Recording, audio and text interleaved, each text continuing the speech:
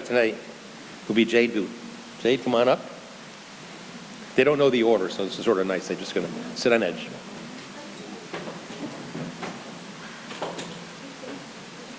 Oh, yours, Jade?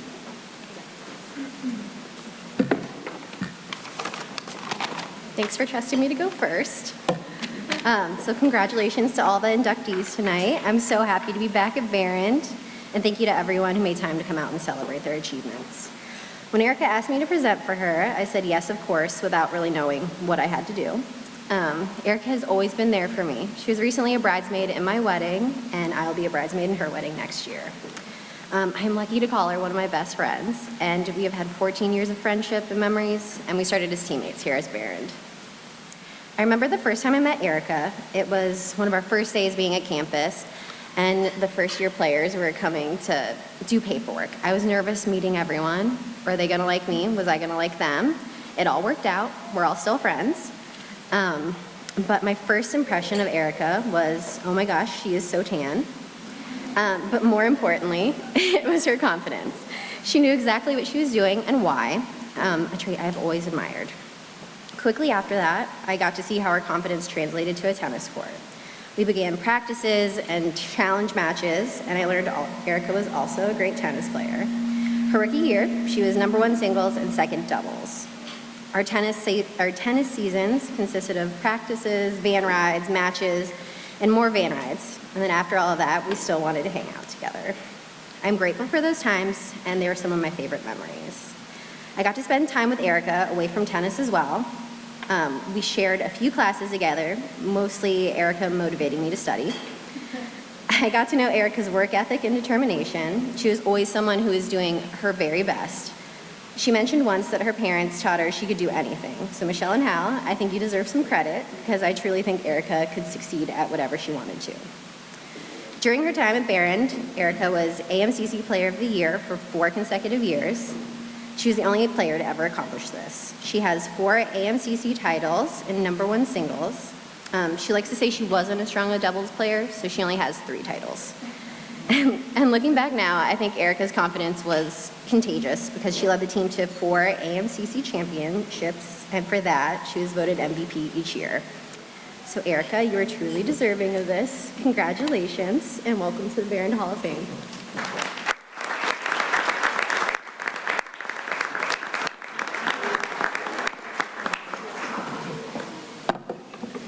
Well, thank you, Jade. I couldn't be more grateful for the opportunity to stand up here along with such accomplished athletes. I'd just quickly like to thank Coach Barger first for making being a college athlete so much fun. You truly pushed us to be better players and people both on and off the court, so very grateful to have been a part of your team. To my parents, who were present at every single match that I played in college and high school. They traveled very near and far, whether the matches were at home or away, whether they were competitive or not very competitive, always cheering me on from the stands, sometimes with their head in their hands because of double faults and other things. And finally, you know, the #1 thing I got from this team in this sport are the relationships I made along the way. I couldn't be more grateful for the friends I made playing tennis. Again, in Jade and Megan's wedding, some of them are here with me today, some of them are at home. They'll be present at my wedding coming up next year, and truly relationships of a lifetime. So thank you so much for the honor of being here tonight, standing alongside these great people. And yeah, I am truly grateful for the experience to have been on the Behrend tennis team.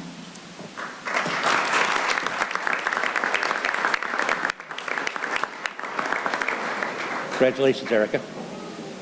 Our next presenter will be a proud father, Rick Gruber.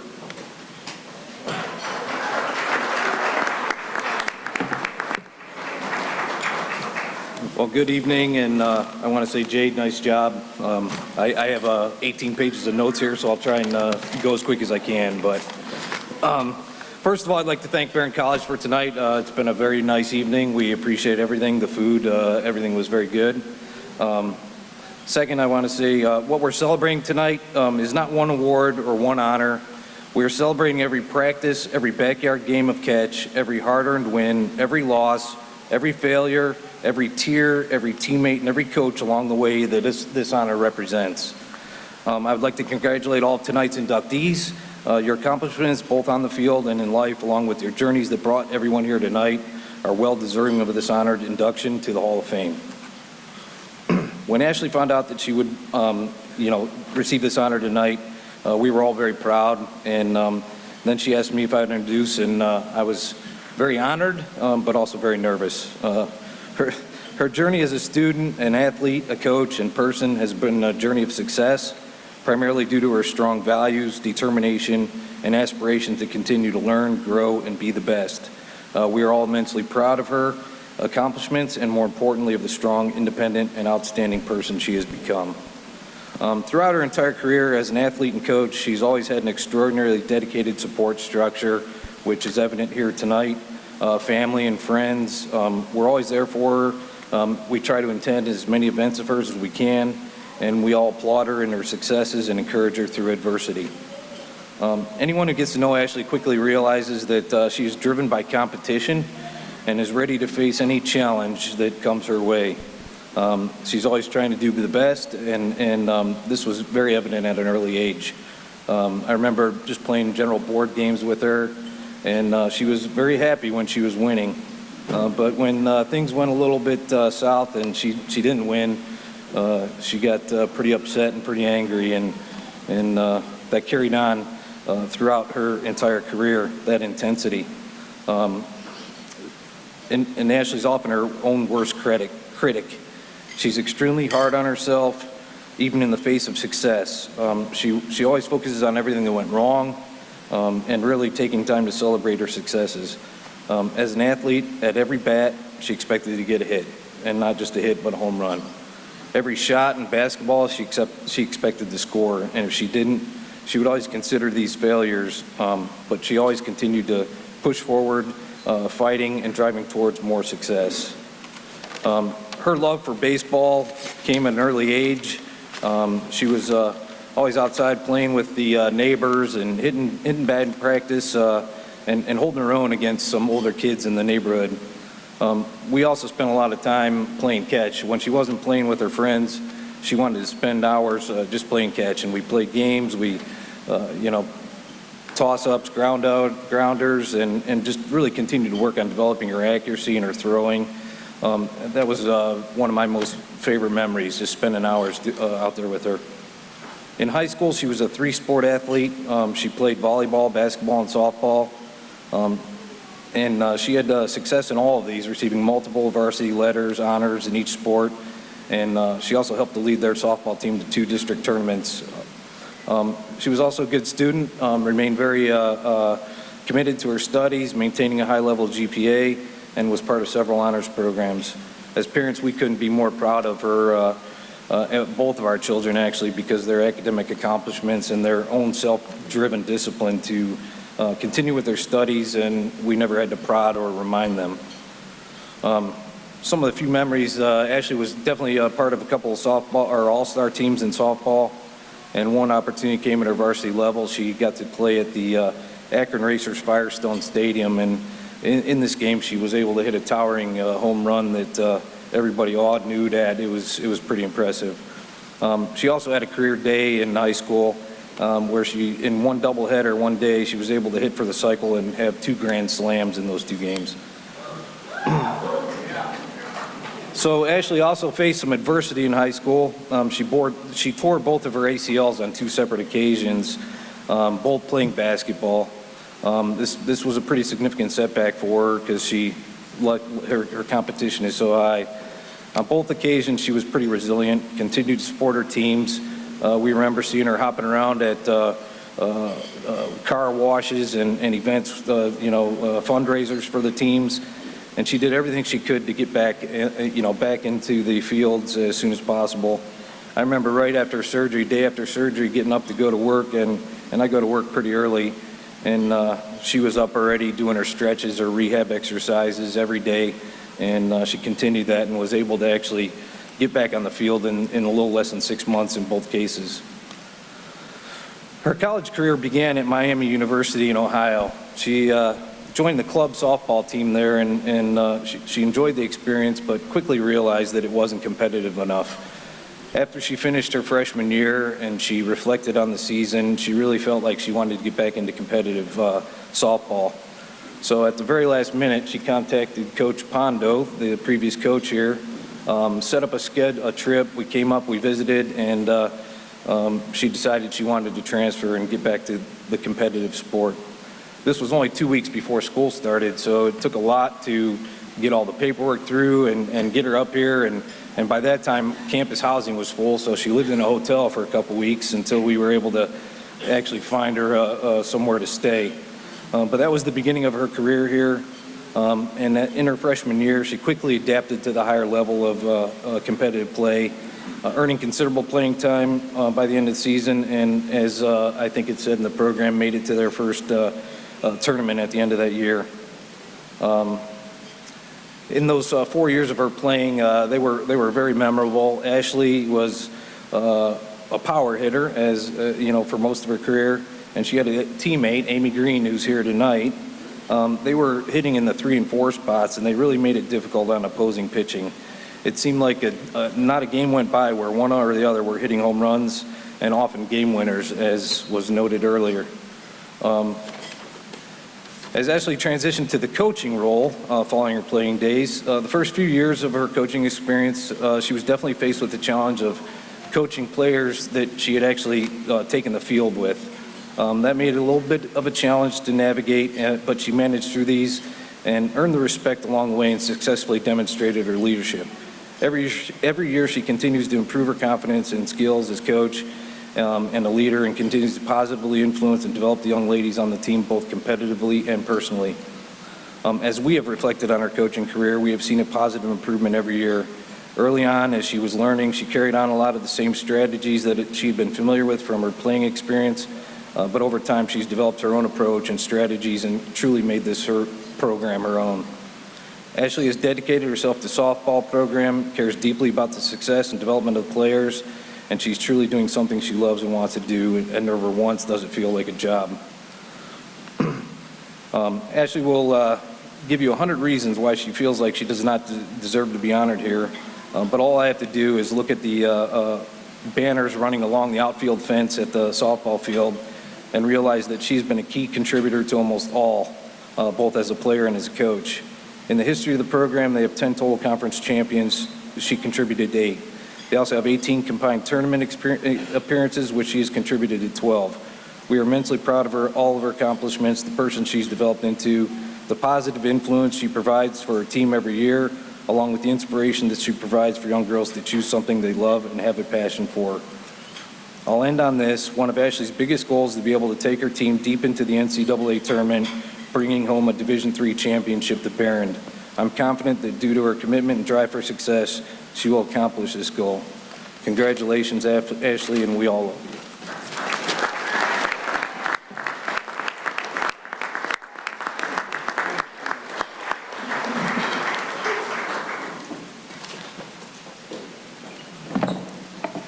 Well, now that my dad took half of my speech, it'll be even shorter. Thank you very much. I appreciate it. First, I'd like to say congratulations to everyone up here. It's such a great accomplishment, and I'm humbled to be sitting up here next to all of you. Thank you to my parents, Mom and Dad. Without your never-ending love and support, I wouldn't be who or where I am today. It started with asking you to play catch every day growing up, to you never missing a game, and now your continued support during my coaching career. I love being able to tell everyone that my parents still travel to Florida for our spring training trip. You have definitely earned the title Behrend Softball's #1 fan. I'd like to take a moment to very publicly apologize to my brother. I'm sorry you missed the Cavaliers game in 2008 because I was playing club ball in South Carolina. Mom and Dad drug you to so many games and trips. I just hope I can make it up to you one day. Thank you for letting me be their favorite for all those years. I think we might be tied today, though.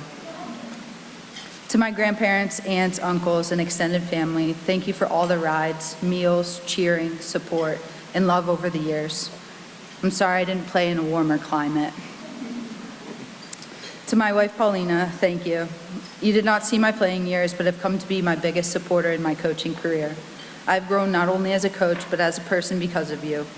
You deal with me during all the ups and downs that come with college athletics, and I couldn't imagine doing it with anyone else. I'm so proud of how far along you've come with your knowledge of the game. When this all started, you didn't even know four balls meant that the batter walked.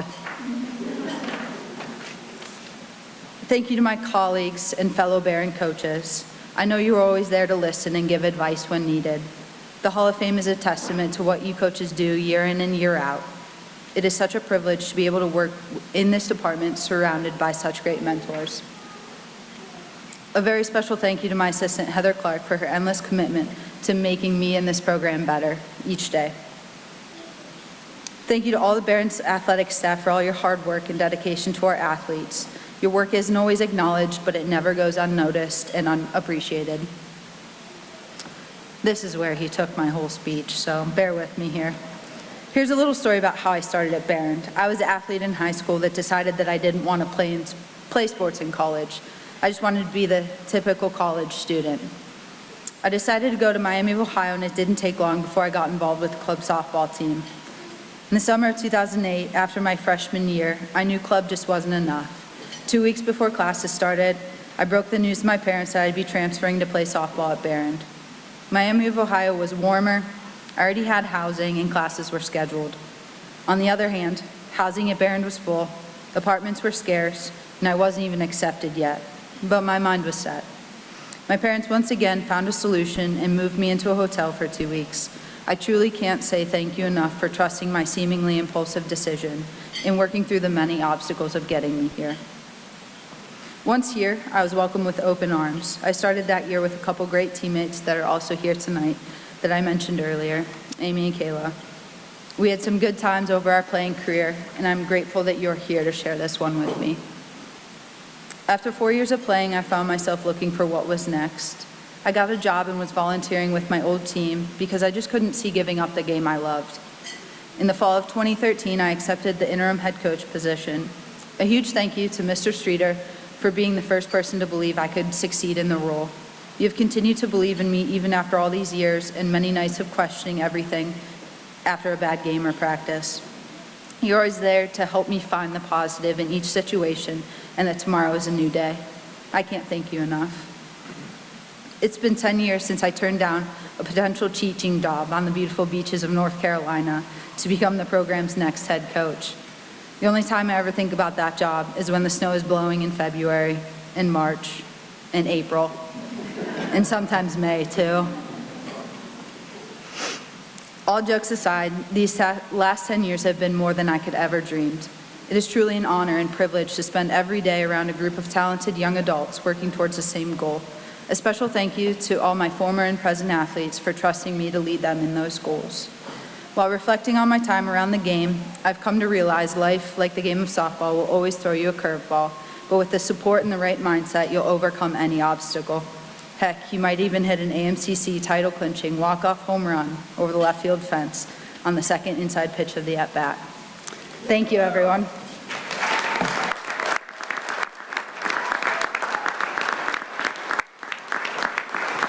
Congratulations, Ash. Congratulations. Our next presenter will be Dave Nyland, our men's basketball coach. Either one. Because Dave's coming up here, just to let you know, at the end of the ceremony tonight, we're going to keep the Hall of Famers up here to get a picture taken that we couldn't do at the beginning of the evening. So we're going to do it right up here on the stage. So we'll ask our presenters to go back down. What's that? We were just waiting. You know, we wanted to make sure. I want Aaron to be here. I didn't want to miss him. But anyhow, we'll do that. The mums are on your table. We realize they're a little too big this year. Some of you can't see across the table. But all those mums need to go with someone tonight, so hope somebody will grab one and take it with you. And there's some up front, so everybody's welcome to take a mum later in the evening.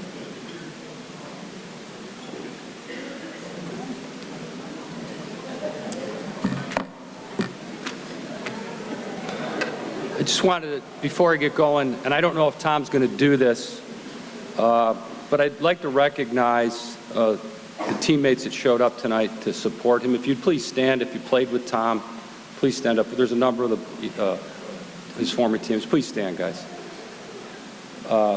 we always talk about team and what it means to be a teammate here and the importance of team over me and how we can win here at Behrend. Tom, I just want you to know that it cost me a ton of money to get these guys to come here tonight. I mean, a lot of money. So, guys, and there'll probably be more later on tonight, too. I'll probably have to buy you some drinks and things like that. But Tom was a good teammate. Not a great teammate, but a good teammate. Seriously, though, when I always try to, when we paint the picture of a Hall of Famer and how it started and their journey to Behrend, Tom was interested in plastics, played for a great high school coach.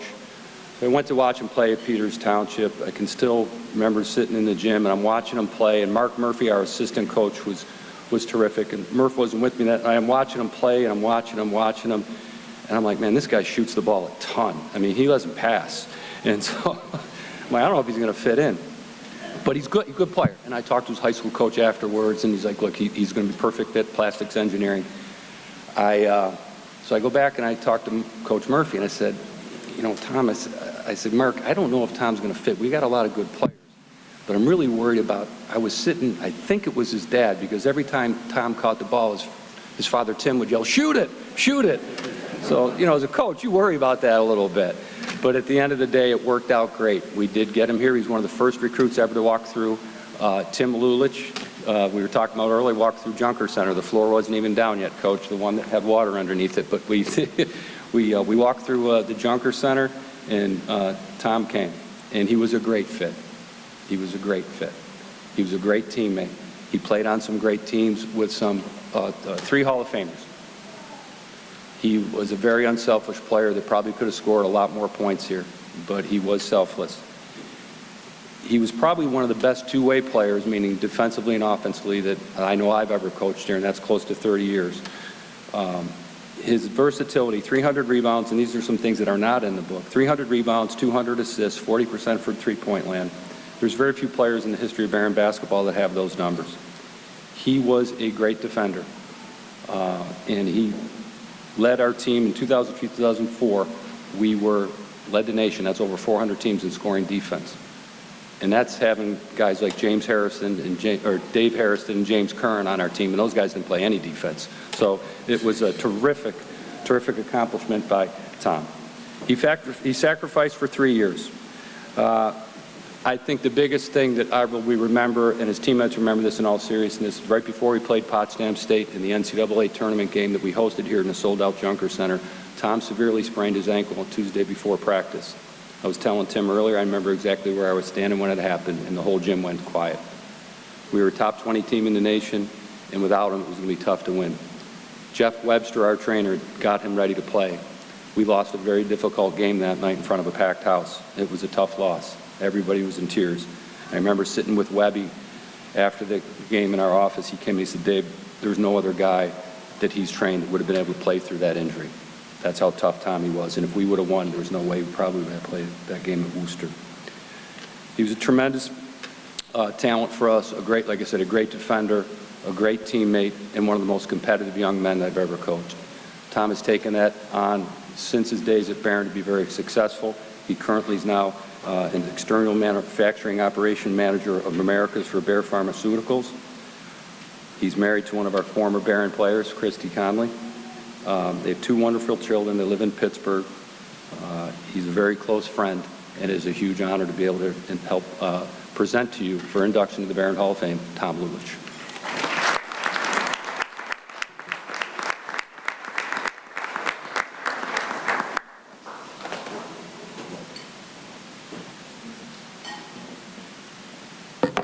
Thanks, Coach. A lot of that stuff was true. A few months ago, I came across an article written by Coach K. He basically wrote a letter to his younger self, and I'm attempting to do that same concept here with this speech. So here goes. Dear Tommy, that's basically what they used to call me in grade school. Mary Behrend will donate 400 acres that will establish Penn State Behrend.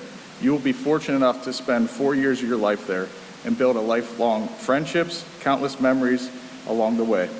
Your basketball journey will start on a small Nerf hoop in your basement and spending your Saturdays tagging along with your brother and your dad to rec league basketball games, dribbling and shooting all Saturday long until it's your turn to play with the older kids. At some point, you will fall in love with the game, but you will not realize the impact that it will have on you until later. In middle school, you will be one of the smallest, skinniest kids on the team. You will get discouraged easily. Don't worry, you'll eventually hit a growth spurt in 9th grade. Your mom and dad will always be your biggest fans and supporters. Your dad will tape every single one of your basketball games, and you will watch most of them back together. Take the time to thank your parents for everything they do for you, carting you around to practice, and every game, and providing you endless opportunities. They will pay for you to attend basketball camp, where you will meet your high school basketball coach, Rick Bell. Coach Bell will elevate you as a person and player and help you achieve your goal of playing college basketball. He will tell your friends, it doesn't matter who your parents are, who has the most money, who knows the coach. It will always come down to who works the hardest and who puts in the time and effort. You will take that to heart. You will create checklists. You will spend more time on dribbling and shooting drills than you do on your homework. Some of those stupid drills you will still use, and they will come in handy to impress your kids and their teammates when you're coaching their team one day.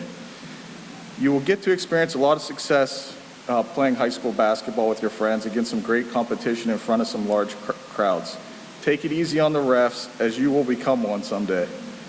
You will visit a bunch of colleges, and you and your parents will visit a bunch of colleges, and you will make one of the best decisions of your life. Not choosing the best weather, and it will probably be a good idea to have a snow shovel in your trunk. Your new coach will remind you of your dad in terms of preparation, work ethic, philosophy. During the first few weeks of practice, you will think you joined the cross-country team and not the basketball team. You will hate the words tip drill, perfect possession, and dislike the number 17. You and your teammates will be excited when you receive the one and only free item you get as a Division III athlete, your new basketball shoes. Don't get too excited, as they will fall apart in a few weeks from all those conditioning drills, and even the shoe rep won't believe your coach. You will struggle early on your freshman year with the transition to college game. You may not register a field goal until December. You will question yourself and your new coach. Stay the course, because he does know what he's doing. This is one very important lesson. When you are frustrated, try not to raise your arms up in disgust like this. He absolutely hates that. You will eventually realize his idea of a good shot and your idea of a good shot are not the same. And the only way you will get on the court early in your career is by learning to be a great defensive player. You and your teammates will grow closer and closer on and off the court. You will spend numerous hours in the Junker Center and even get to play overseas. You may want to remind Cam about international phone charges, and Jared that the mini bar, candy bars are not free. You will be lucky enough to play with some great players who hate to lose as much as you do. Coach will be your mentor and one of your best friends. On the difficult days in practice, when you and your teammates are exhausted, he will tell you, one day you guys will all be sitting around, and you will wish you had just one more chance to lace them up and play. Take that statement to heart and never take it for granted. When you walk around campus, say thanks to the people who do the little things that allow you to be a student athlete and make Behrend athletics great. Coach Streeter, the athletic department, the administrators, the refs, the scorekeepers, and so on. As you grow older, you will be reluctant to give up on basketball. In fact, you will continue to play until you're almost 40 in the same men's summer league that you played with in high school against kids half your age. It will cost you a couple torn Achilles tendons and some rehab. On one random evening when you're running around taking your kids to their sports and still trying to fulfill that competitive spirit through even weird games like pickleball, you will get a call from Coach Streeter telling you were inducted into the Hall of Fame. You will think back to all those great times at Behrend and what Behrend basketball has meant to you. You'll think about your wife, Christy, whom you met through basketball. You'll think about your very best friends, James, Casey, Ryland, Cam, Justin, Dave, Joe, Nick, and so on. You will realize that these people now have been in your life for 20 years, and they have been through all the good times, the weddings, kids, and all the bad times as well. You will have wished that you could have got up at your Hall of Fame speech and talked about the run you and your teammates made to the NCAA Final Four, However, you will realize that it was never about the wins and losses. It was always about the journey and the people that you connected with along the way. So Tommy, in closing, enjoy every second of that ride because it will go fast and it will be the best ride of your life. Thank you and have a great night.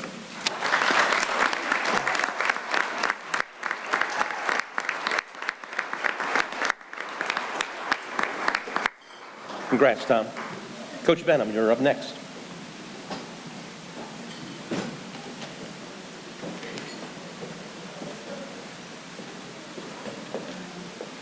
All right, congrats to everybody up here.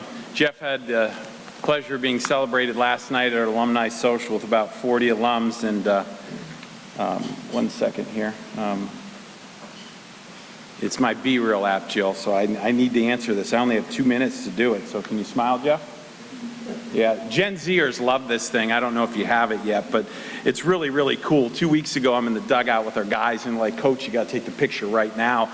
And I'm like, okay, and it takes a picture facing forward as well as simultaneously of the photographer. And they were like, Coach, OMG, that's the coolest thing you've ever done.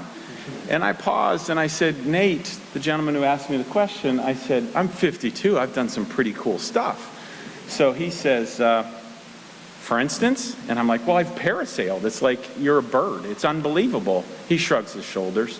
I'm like, I've been married. He's like, not doing it. I said, have you ever made people? That shut him right up, okay? So I happen to have 4 daughters. Being a parent is a great, great thing. I share this because this was typical of conversations that I had previously with Jeff Lang, and the similarity with the young man in the dugout. Nate was a left-handed pitcher outfielder. He was from North Allegheny, and he was a left-hander.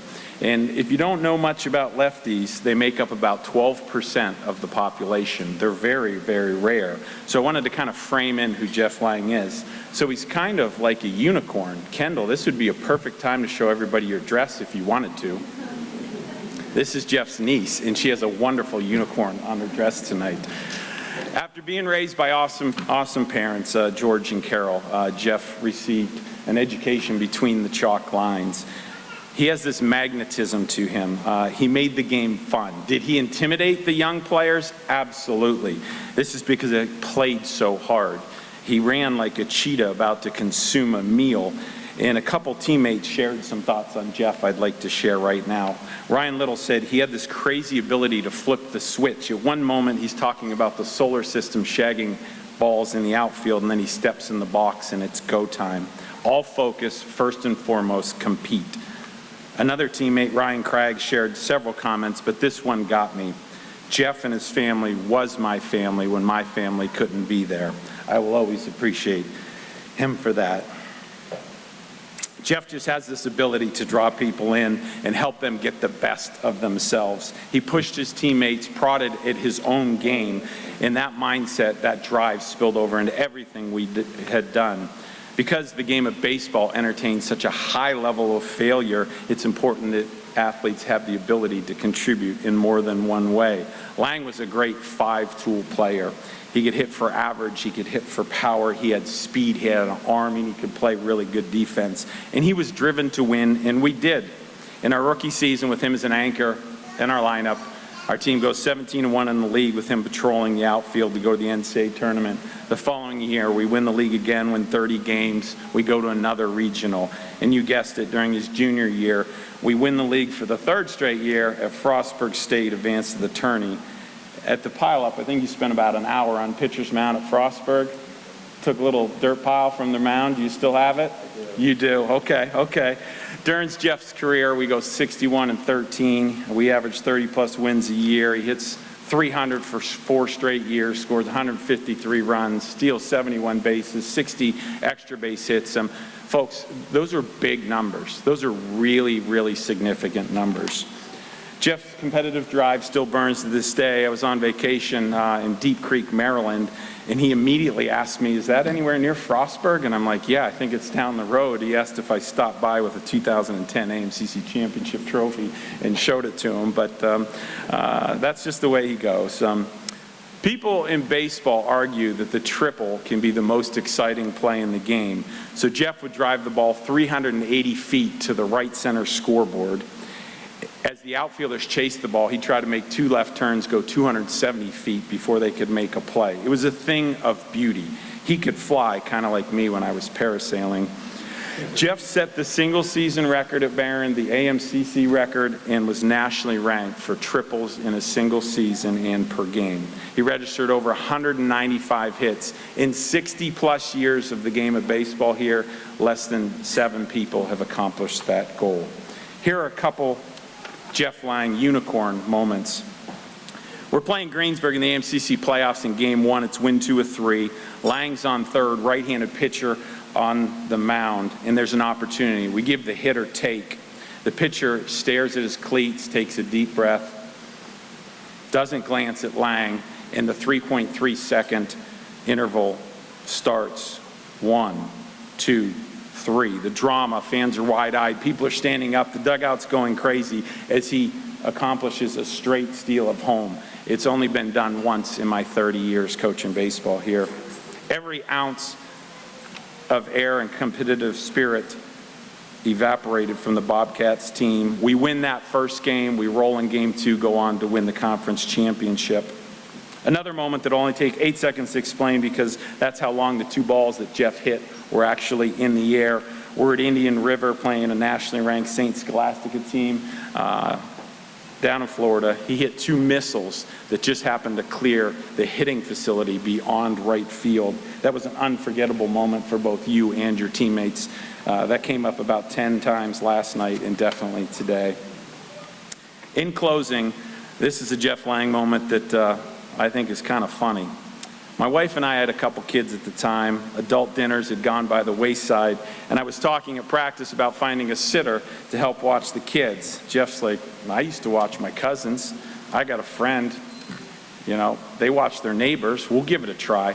So it took a little bit, but I prodded my wife, and I'm like, all right, we're going to do this. So we go out to dinner. Within 60 minutes, Jeff's on the phone. He's like, hey, one of your kids won't come out from under the bed.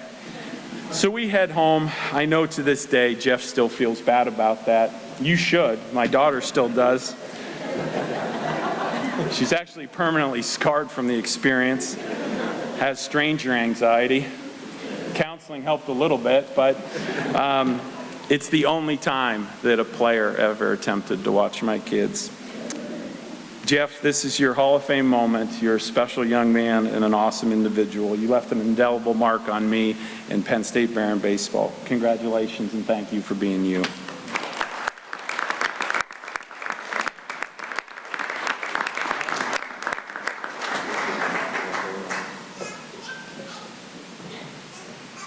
Thank you, Coach Benham. That was very nice. I want to thank everyone for being here tonight.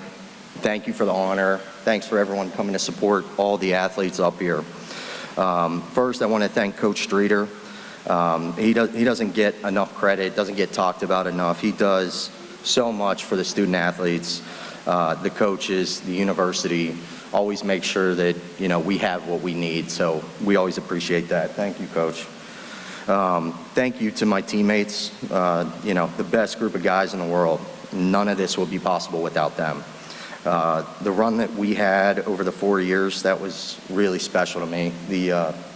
What Coach talked about, just how many wins, how much success we had, that can be tough to find in the game of baseball. So we were lucky enough to have that.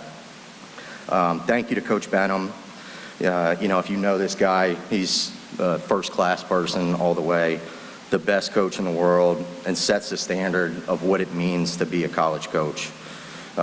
Every day, I feel like he made me better, whether it's being a better person or a better player. And he really does bring the best out in you every single day. So thank you, Coach. I really appreciate that. And then I just wanted to thank my family, Stephanie, Jeremy, Kendall, Sarah, and especially my parents. My parents were my biggest support system and my biggest fans. My mom was always there for me through the good and the bad. My dad, he introduced me to the game of baseball. And they did whatever they could to get me opportunities that would help me succeed, put me in the best possible position. So they're the reason that I'm here today. So thank you guys. Thank everyone in the crowd. I appreciate it.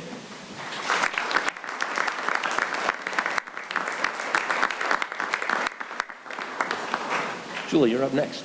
Come on up.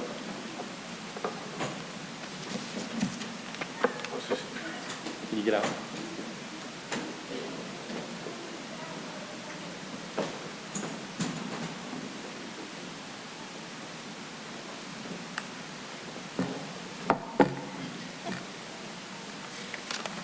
Hi, hello everyone. I'm here to speak on behalf of Ann Lawrence Sokolsky. I'm not here just as a prior teammate. Tonight, I'm here as a teammate, a huge fan, and a lifelong friend. Ann and I swam together for 4 years, and I played water polo with her for 1 season. I did end that first polo season in a green cast, but that's a story for a different time. In addition to 4 years of swimming, we lived together for 3 years during school, and we've made countless memories on the pool deck and outside the water. Now, as most of you can gather by her nomination into the Hall of Fame, Ann was an exceptional athlete. On paper, her list of awards and records is anything but short. She broke 7 team records, including the 400-yard freestyle relay, the 800-yard freestyle relay, the 200 and 400 medley relays, the 50-yard backstroke, the 200-yard butterfly, and the 200-yard individual medley. Some of these records are actually still held by her today. In addition to being a record-setting swimmer, she was awarded the following accolades. In 2009, she was Newcomer of the Year in water polo. In 2010, she was the AMCC Swimmer of the Year. She received that same award again in 2011. In 2011. She captured MVP honors in 2011 and 2012. During the swim season of 2012, she was awarded the Female Athlete of the Year. During the 2012 water polo season, she earned the Water Polo Leadership Award, as well as NCAA All-American honors. In practice, her list of accomplishments is also admirable. She showed up every day with a positive attitude, a smile on her face, ready to go. She had a dominant and competitive spirit, which set a great example for all our underclassmen. She was happy to face a challenge during practice, including the time she threw up into the drain during a VO2 max set, and then hopped right back up on the block to go again.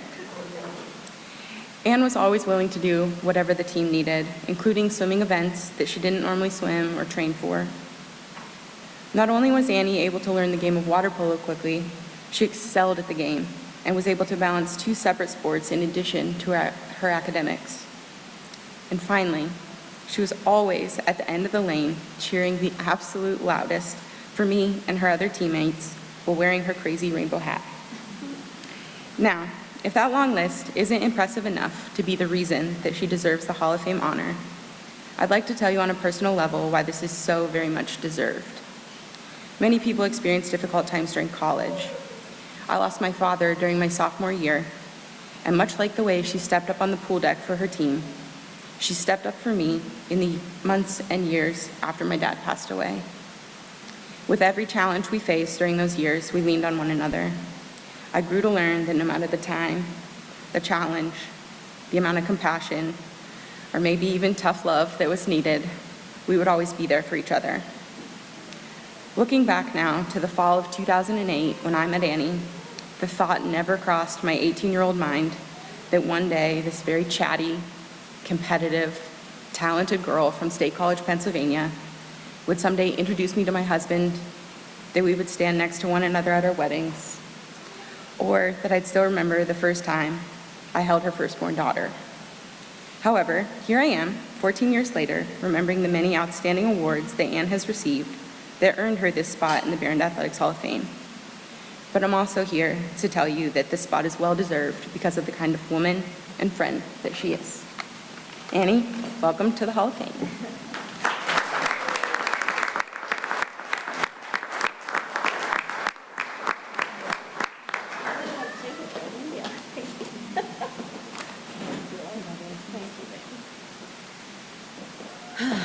Okay.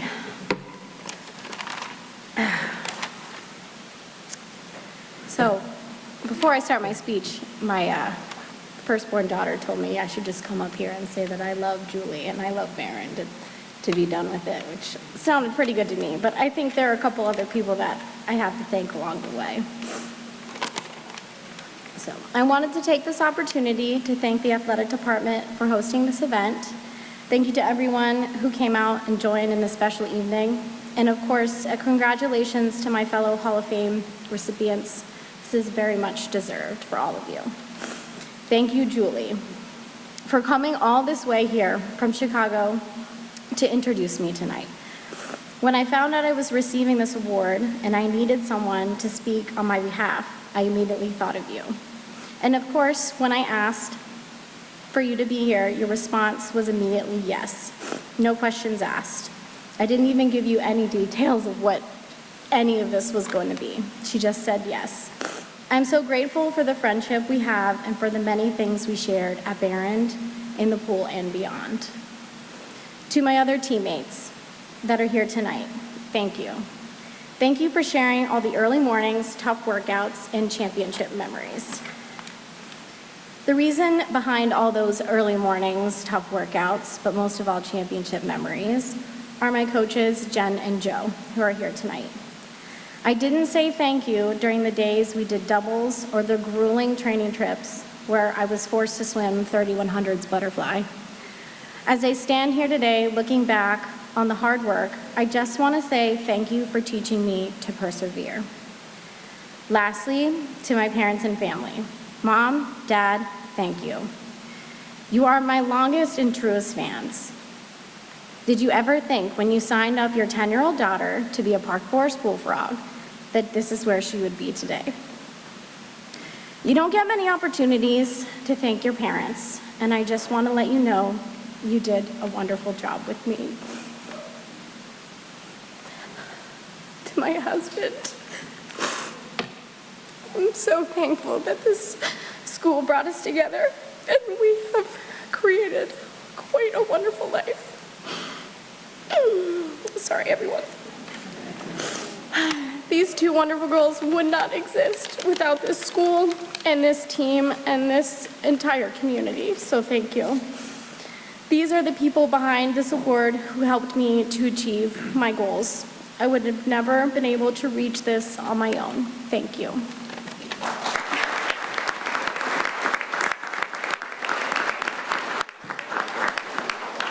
Thanks, Ed. Coach Allen, we'll bring you back up, Dave.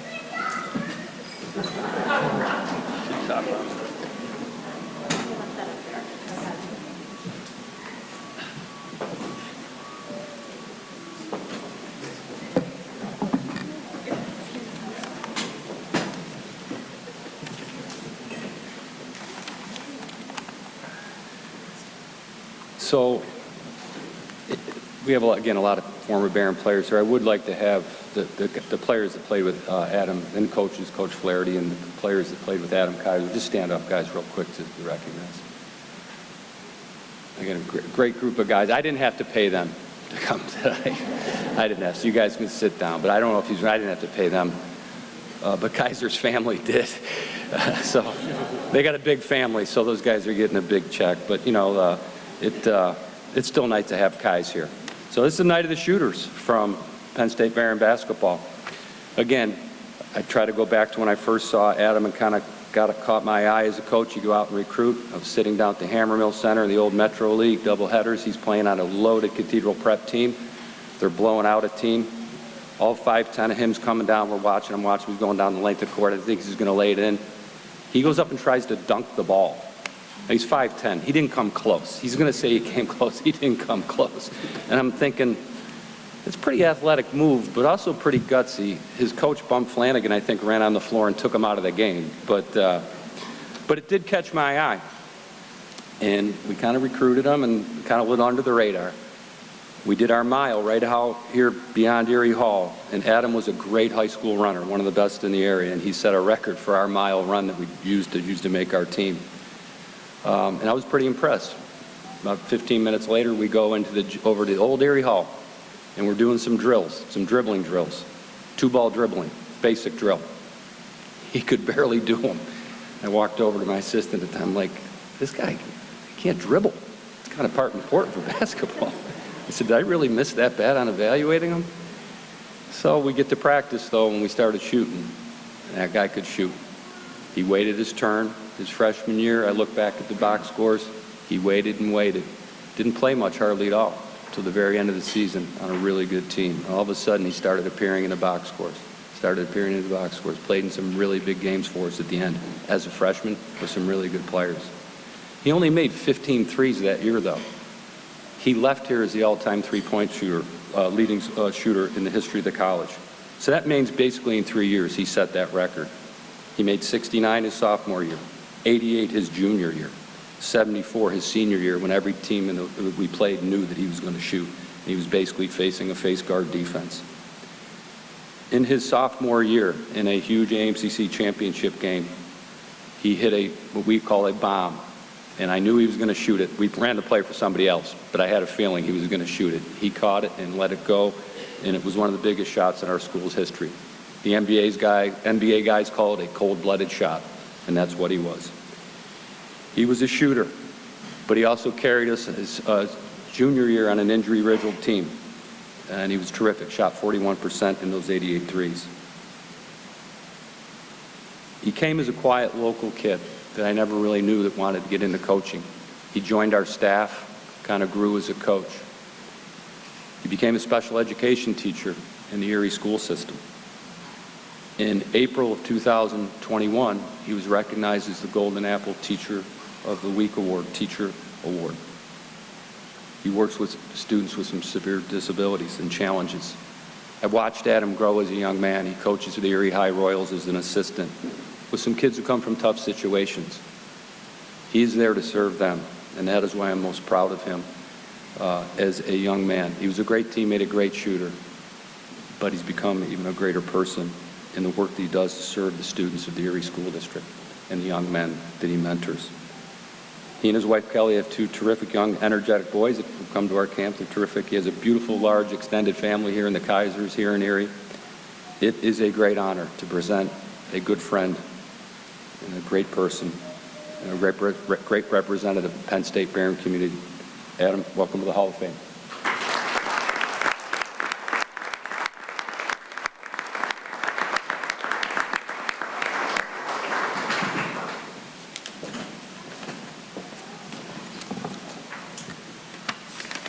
Thank you, Coach.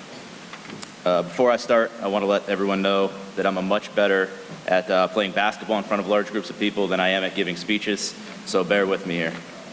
I want to start by congratulating all the inductees on their accomplishments throughout their careers here at Behrend. I am truly honored to share this special night with all of you. I would like to take a moment to congratulate my fellow basketball alum, Tom Lulich, on his induction into the Hall of Fame. Tom was a little older than me, so I didn't get a chance to play with him, but from what I've heard from his former teammates and from Coach Nyland, he was a great player who left a tremendous impact on our program. It is a true honor to share the stage with a fellow three-point shooter. Congratulations, Tom. Mr. Streeter, thank you and the rest of the athletic department for all of your hard work putting this night together.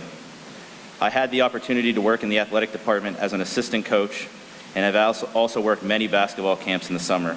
And I can honestly say that Mr. Streeter is one of the hardest working people that I've ever met. Every time I enter the Junker Center to attend a game or to work a basketball camp, Mr. Streeter is there working. He spends endless hours making sure that the athletic department here at Behrend runs smoothly. So thank you, Mr. Streeter, for all your hard work and dedication. Making the choice to attend Behrend and continue my athletic and academic career was one of the best choices I could have ever made. This decision was an easy one after visiting the campus and meeting with Coach Nyland during my senior year of high school. Coach Nyland has had many roles in my life. He has been my coach, he's been my boss, but most importantly, he's been a mentor for me throughout my teaching and coaching career. One of Coach Nyland's favorite quotes to tell us in practice when he was upset or mad at us was, "Boys, I forgot more basketball than you know." Hearing that as a player, I never really thought much of it. It wasn't until I started working for Coach as an assistant that I realized how much truth there was behind that quote. As an assistant, Coach would often come in the office and start drawing up plays on his famous penny board. As an assistant, I did my best to try and follow along, but he would usually lose me by the second or third penny move. The one thing I did learn while sitting there making it look like I knew what he was talking about, was that Coach Nyland had a ton of passion for teaching the game of basketball. It was his goal to put his players in the best possible positions to succeed. His passion and dedication is something that I try to mimic every day I am coaching and teaching my high school students. Playing basketball here at Behrend gave me the opportunity to meet some lifelong friends, some of which are here tonight. My teammates throughout my career at Behrend have become some of my closest friends. We shared a lot of great memories together on and off the court throughout our college careers. Some of the best moments that I have from college include you guys. From meals at Ponderosa, Coach Nyland's favorite restaurant to eat on long road trips, to early morning practices at Erie Hall. And let's not forget the legendary Gahan Kmart speech after a tough loss in the second round of the NCAA tournament. The list of memories goes on, and I am extremely grateful for those great memories, and even more grateful that the friendships have carried on long after college. To my parents, thank you for all your love and support throughout my life. You two were at all my sporting events and would travel any distance to watch me play, and for that I am forever grateful. Mom, I cannot begin to thank you enough for your selflessness throughout my athletic career. You were always the parent that would give rides to and from practices and games. It didn't matter how many of my high school teammates I asked you to take home, you never hesitated and would always say yes. You were my biggest fan and the one person that I always heard in the stands. Thank you for all of your support and all the sacrifices you have made throughout my life. Dad, thank you for spending countless hours with me in the gym throughout my early years of playing basketball. You were my first coach, and you pushed me to be the best I possibly could in everything I was doing. I remember you working your third shift job and then coming home without any sleep to take me down to the gym so I could get extra shots up before practice started. Those early mornings together in the gym will be moments that I will cherish for the rest of my life. Growing up, I was blessed to have two younger siblings, my younger sister Caitlin and my younger brother Robbie. Having three siblings in the house was difficult and challenging at times. We had many arguments throughout our childhood. Despite those disagreements, the two of them were always there to support me. They spent many hours traveling to and attending my sporting events, and I want you both to know how important it was having you there. I would also like to thank my other family members that are here, my two aunts, my uncle, my brother-in-law, and my mother and father-in-law. Thank you for all of your support. Last, I want to thank my wife, Kelly, and my two boys, Logan and Mitchell. You three mean the world to me, and I appreciate and love you guys and the support that you give me. Congratulations to all the inductees. I hope everyone has a great night. Thank you.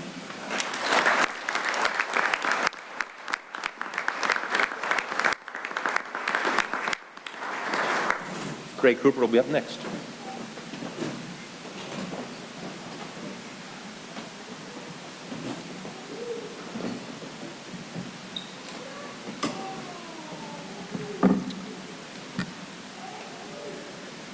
Sorry.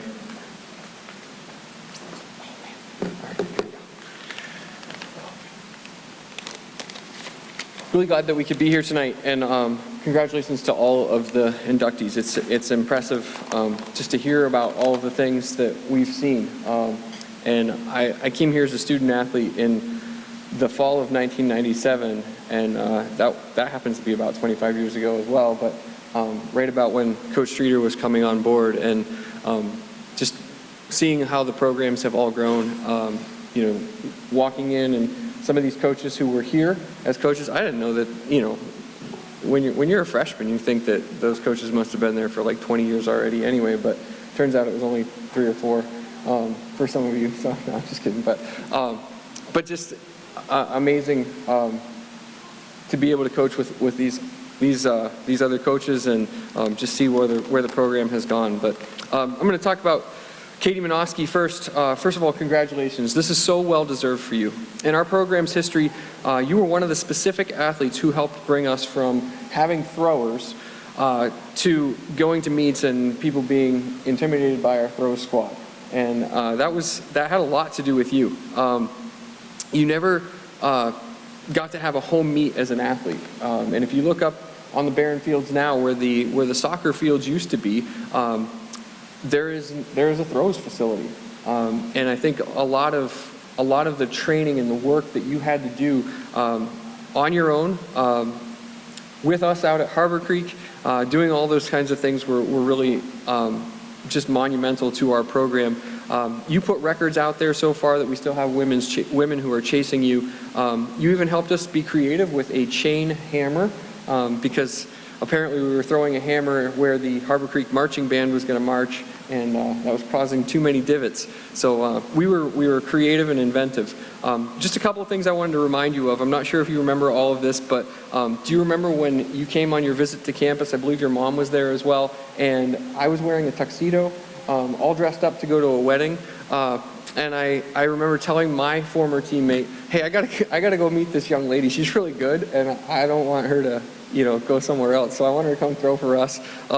So I don't know if you remember, but I was probably the most dressed up I've ever been for a recruit visit because I was literally going to a wedding right after I met you. I also remember some of the phone calls that we had as I was recruiting you, just learning about Punxsutawney Phil and the magic of Groundhog's Day. I did not realize at that time what the value would be to me later until I was introduced to the cookies every February 2nd in subsequent years, so thank you for that. I also learned while you were here that you're an absolute Disney fanatic. I was unable to fully comprehend this prior to our trip to Disney, I believe your sophomore year, but after seeing your excitement and the planning that had gone into it for our trip, it was just truly infectious, and I think you infected our entire team with the Disney magic. I remember, I believe it was your senior year, my dad, Laura, and Nathan drove down separate from the team, and I remember Nathan's eyes just open wide with excitement, but then you talking about Disney, and he got even more excited. So just want to, thank you for that. But just things like that made your college career as a thrower, beyond the thrower. And you were so impactful. But I think probably the real reason why you were here tonight is because you are the only athlete who I've ever coached who developed the nickname of champ. As a freshman, you qualified for the ECAC championships in the discus. We had a chance to go to the conference meet at Salisbury, Maryland, actually it was Frostburg, Maryland, and we entered you in an event that we did not have an implement. We did not own a hammer. We told women from Salisbury as well as from Frostburg that we don't have a hammer and that Kate's going to throw, but she's never really actually done this before, and so she was entered with no mark. And that she really didn't have any experience throwing the hammer. And that was all true, but as she threw the hammer much further than any of those athletes, they did not believe us. They started looking at you like, you're full of it. But you weren't. I think that just though showed what a student of any event and anything that you do. You were excellent at everything that you did, and our hammer record still stands, and you are still the hammer record holder. And I think that's impressive. Now, it wasn't that throw. It was, she got better, and we actually bought hammers. Coach Streeter definitely helped us buy all of those things, but it was just one of those things. We never had the opportunity to do it before, and then we decided we were losing points, and so you stepped up. Excellence is what you demanded of yourself. With you on the team, our team GPA always was boosted. You would improve your school records in the indoor shot, the weight throw, the outdoor discus, and the hammer. You earned all conference a total of 10 times in outdoor track and field. We didn't have a conference meet for indoor track and field, but you were twice a conference champion. 2011, you were named the Mason-Dixon Conference Field Athlete of the Year, ahead of athletes from traditional D3 powerhouses like Salisbury, Christopher Newport, Frostburg State. They gave you a cup.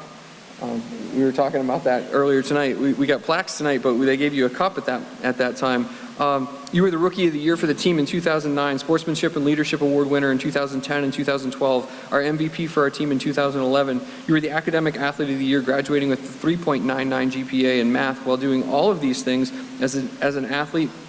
In Division III, we have amazing athletes, but we also have, and I think what sets us apart so often from the Division II and Division I world is that we have absolutely amazing students who are student athletes and being the best student athletes that they can be. So you have success in both areas. In my nomination of you from back in 2012, and thank you for the reminder for one extra thing here, I said that you are a member of the SAC and a member of the SGA, but also a member of Behrend's secret society that everybody knows about. Sorry. It's in the bulletin. It's written in there. I don't know. Anyway, it's difficult to be an excellent student and an excellent athlete. And be involved in many areas of campus life and have a social life and just kind of be all of those things. Usually students are gifted with the ability to do two of those things, and yet you were not spread thin. You did excellently in so many areas, and I think that's a super testament to you. You balanced it all and you showed what is possible. After graduation, you helped coach with us here for 3 years. You coached a young woman who broke your discus record. You helped us secure more all ECAC performances and were instrumental in development and success of our school's first track and field All-American and first NCAA champion. Now you do a lot of math that I couldn't possibly comprehend, but you do it so well. You're excellent, and you're probably the champ of that as well. But it was my honor to coach you, to coach with you, and now to introduce you as a member of the class of 2022 Penn State Behrend Athletics Hall of Fame. Congratulations, Kate.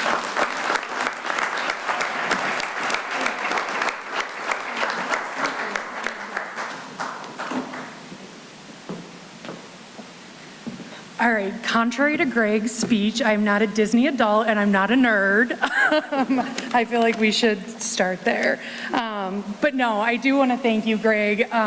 I was counting on my way up here. I think in my time at Behrend, we went through 5 different throws coaches, which in hindsight hopefully wasn't due to me, but Greg was one of the most consistent pieces of being on the track and field team, and even without a specific throws coach some years, made sure that we had the support and everything that we needed to succeed. So thank you very much, Greg, for that and for all that you've done for me.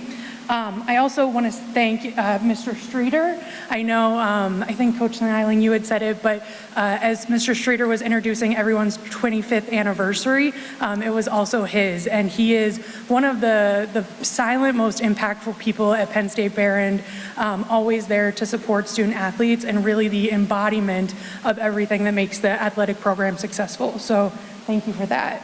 I do remember, Greg, you showing up in your suit for the recruitment visit, and I remember also you ending with, by the way, we don't have a track. So all through my years at Penn State Behrend, as Greg mentioned, we did not have a track and field, which in some instances wasn't too bad. The cross-country team could find land to run on. I know, Ronson, you struggled with some jumping areas. We went to a local high school, but as Greg said, the lawn crew here really had a problem with the divots we would create with a hammer, which, if you guys don't know, is really like an 8-pound ball on a string. So Greg and I leveraged the chains, which was not an exaggeration, to make sure that we could practice our spinning drills through my time here. So excited for all the student athletes that now have a track and a proper place to throw. I want to thank my mom. She has been an amazing supporter since the first day I started track. Thank you for enabling me to do something that I love. Thank you to my sister, to my aunt and uncle, and to my friends that are here to support me tonight. I could not have done this without you guys. Like most, if not all, of my fellow athletes up here that I'm honored to be a part of, I started track well before college. I got into discus throwing when I was in the 7th grade, and I remember coming home from some of my first practices, showing my excitement to my dad, and him actually measuring out to the exact centimeter a circle to build in our backyard so we could practice throwing discus. Since that time in 7th grade, I think I could count on one hand the number of meets that my dad had missed from then until my graduation at college. Unfortunately, my dad passed away last year, so he can't be here with us tonight, but I do want to dedicate my award and my induction to him. Dad, I wish you could see how far we came from tossing that discus in the backyard in 7th grade. Thank you again to everyone here tonight to support our fellow athletes. Congratulations to all of my fellow athletes. I am honored to be a part of your induction class, and enjoy the rest of your night. Thank you, guys.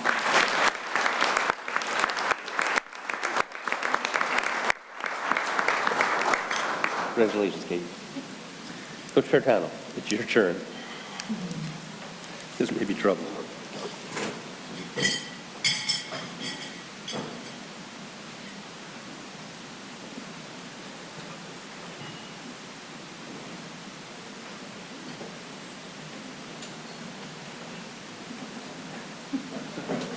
I'm excited to do this. I need to clarify a couple of things before I start that the basketball guys at least refer to them. I once wrote a letter to my younger self. A couple of weeks ago, I opened it up and it said, "Do not recruit Aaron Meal." So what do I know? Tom, it didn't work for me. Adam Kaiser, the penny board, think about it. Gambling. Nyland. So let's get that out of the way. So we have Aaron Meal here. I'm sitting with Aaron Meal all night, and you spend 1 minute with him, you spend 5 minutes with him. You are completely engaged and enjoying yourself. So he's a fun-loving guy. In preparation for speaking about our former players, our friends, we contact a lot of alums, texts, emails. This is the R-rated version. Would you like me to do the R-rated version from alums, or the G-rated version right here? I think we'll stick with the G-rated version. There are a lot of children here, family and friends. A lot of comments to choose from here, but I'm just going to quote some of our alums. The funniest guy I've ever been around. Goofy, bull-headed haircut guy as a freshman. I think you can look in the program and see that. Doesn't look the part, but gets it done. And Aaron got it done here, trust me. We'll get to that in a few minutes. Aaron was a bleeder, and we'll get to that in a few minutes too. It wasn't from the nose. Kyle McKinney, just a high caliber dude. So at least we don't have to ask any family to step away with the R-rated version. But the more sincere, true, pure, heartfelt, not exaggerated version of Aaron. He's a throwback athlete. There are a lot of Erie County athletes in here. Aaron was not just a three-sport athlete at Northeast High School. He's a Hall of Famer at Northeast, but he was an outstanding three-sport athlete in each of those sports. He was a freak athlete. Those two words go together. That was Aaron Meal, and I got to watch him play all three sports in high school. And because Aaron played three sports in high school, we always felt that his best soccer was ahead of him. Because Aaron did not play as much soccer as players do today because, once again, three-sport athlete. He's one of those guys, when he committed, you lose a night's sleep because you're so excited that you're going to get to be around this person, this student athlete for 4 years. Also lost a lot of nights sleep when he was here as a student athlete. Aaron made an immediate impact. In 2009, he helped our team to the ECAC championship, which is really difficult to do in soccer, as it is with all our sports. He makes players around him better. He's a human being that demonstrates on a regular basis that he cares about you by the way he carries himself. Spend a short period of time with Aaron. He's sincere. He's fun-loving. He's incredibly driven. He's a very successful nurse anesthetist now in Erie. He loves life. As his coach, what I liked best about him, and I coach for a living, so I liked that he just loved to play. 3 sports, 1 sport, whatever he did, the guy just liked to compete at everything he did. And I'm really honored. He's a great teammate. He was a coach's dream to coach. I'm going to let him fill in a few of the stories here.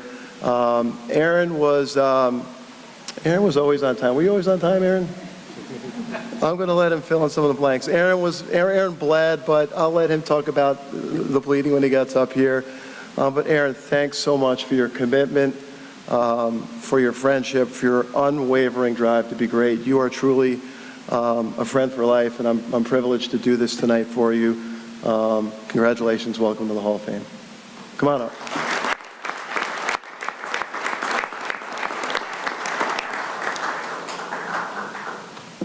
And I take back the gambling comment. No, I didn't do anything about that. You can bring it up. You're going to be entertained by Aaron, and I will say he's a little bit nervous to talk. But.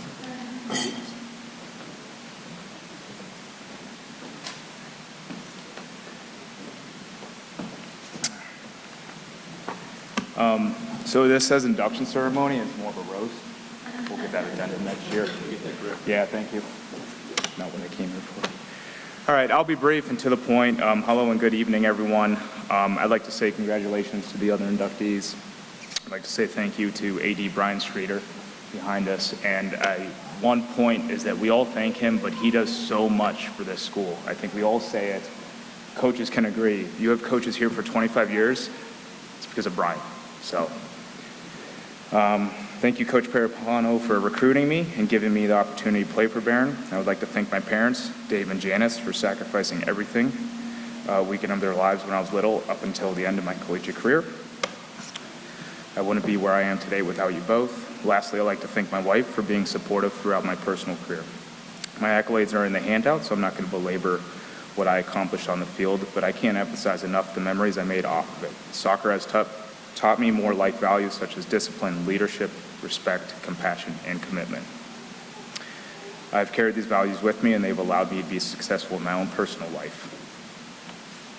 Soccer has allowed me to meet new people, teammates, and friends. It has provided me the opportunity to travel and see places I never would have before, such as Atlantic City, Detroit, Denver, and Brazil, courtesy of an international trip by Dan. That's pretty much it. I will conclude on a solemn note. Just wanted to mention Dustin Walker. He passed away 2 years ago. He was inducted into the Hall of Fame last year. He was an excellent teammate and competitor, and I think I can speak for my whole team when I say we miss you, buddy. Thank you.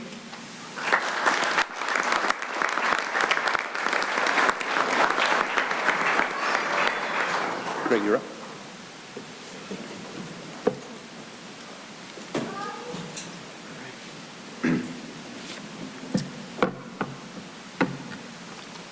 All right. So I get to introduce Ronson Mazzani to you. Ronson, this is an honor you deserve. Everyone thinks that they can jump. There's even movies, white men can't jump. There's all kinds of people who believe they can jump, but not many people can. We learned that, Adam, you almost did. Now, you probably could run a 5K much faster than Ronson, but Ronson can jump. Make no doubt about it. Ronson can jump. I watch athletes all the time, and I'm often amazed by the fact that gravity exists, and yet for 4 years in a row, Ronson, you defied gravity. You truly were an all-around great athlete and instrumental to our team's success for so many reasons. Track and field gets called track all the time, but with you and Kate tonight, we see why at Behrend we emphasize field. You absolutely deserve to be here, and I'm honored to be able to introduce you.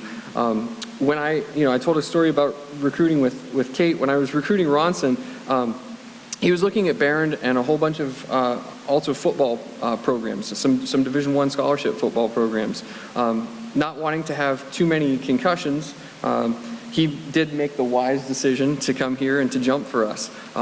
He was in that recruiting process. I can remember two specific stories. One was your overnight visit. You stayed with Hall of Famer Phil Stuchinski, and I'm not sure between the two of you, but somebody ate an entire jar of Peter Pan peanut butter, and that someone also got salmonella poisoning, but they slept it off. So the other one that I can remember specifically was I went to your high school to watch you jump one time, and I think it was a dual meet or a tri meet, and I knew you were a pretty good jumper.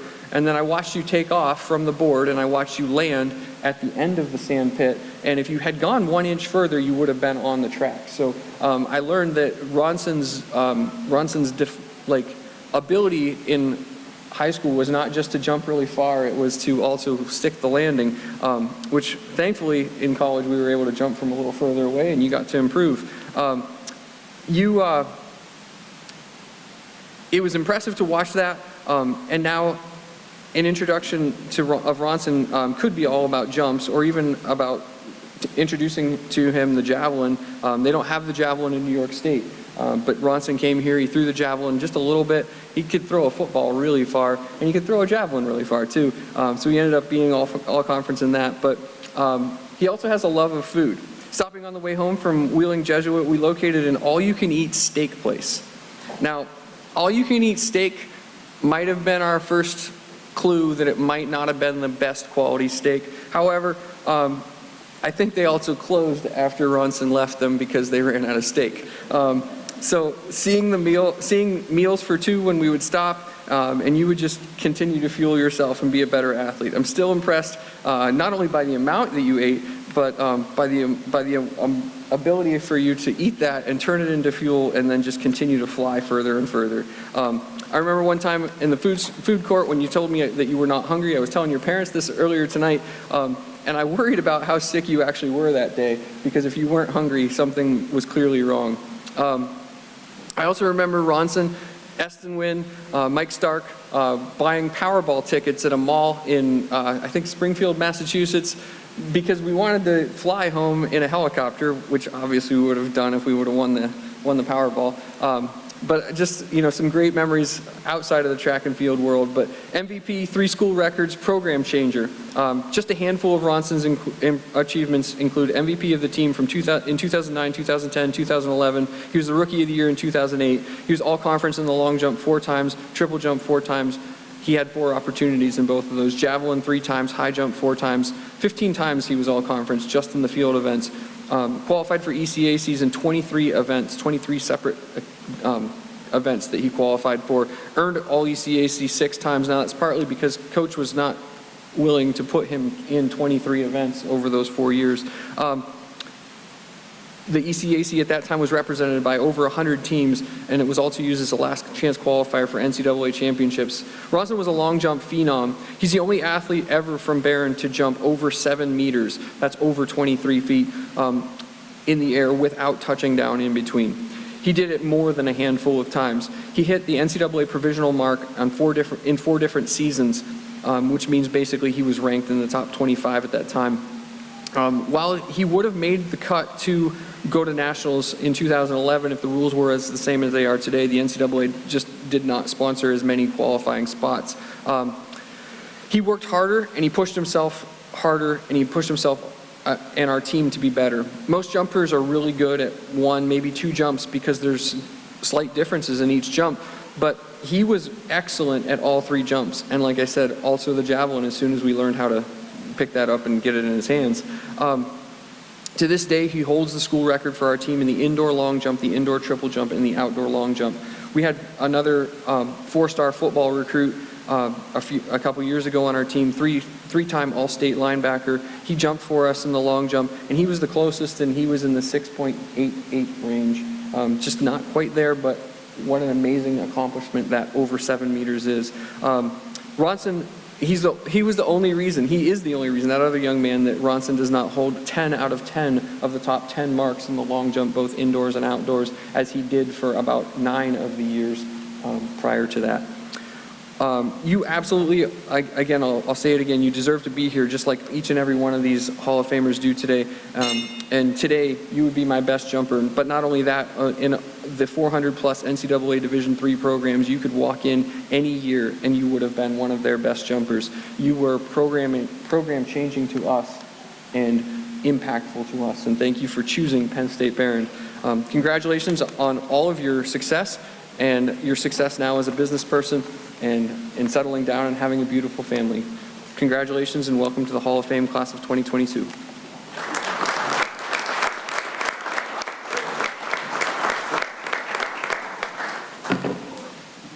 Thank you very much for having me here today.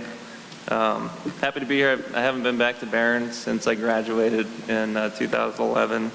And Erie was a big part of my life growing up. I grew up just in Western New York, about 30 minutes away. And Erie was the place that we came for birthday dinners. We'd go to Waldermere Park. Just a great time. It reminds me of a lot of fun times growing up.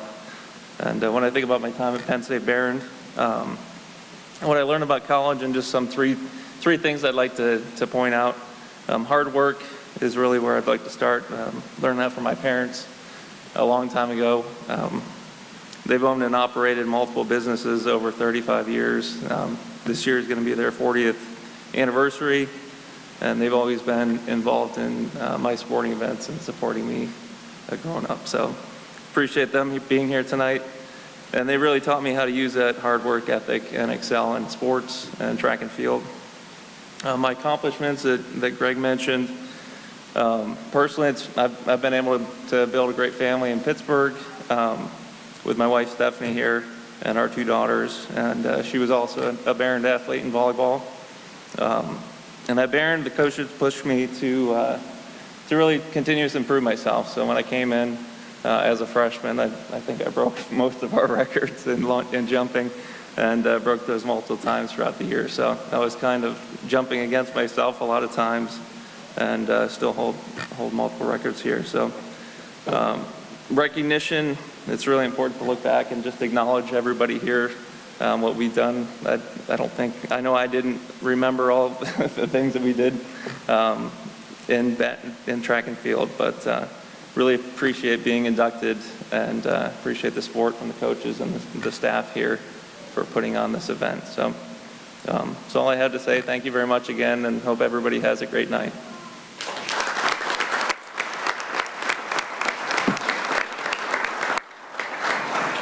Congratulations, Ron. Yes, let's all give a final round of applause to all of our Hall of Famers.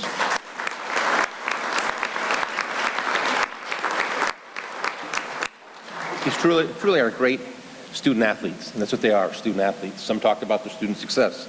They all had to have success in the classroom in order to be successful on the fields, and they all did it. I think that's one thing that sometimes people just take for granted.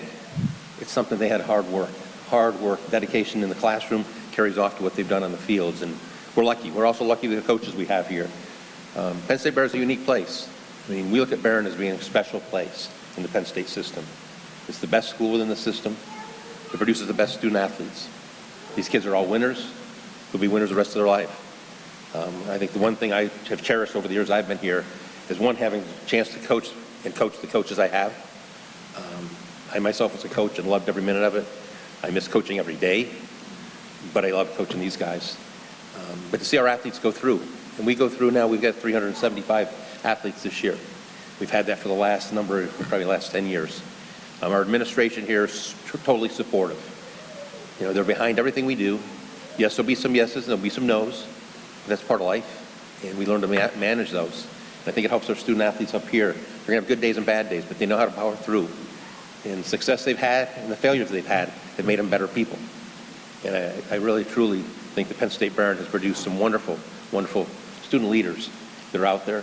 Yes, Katie, your secret society.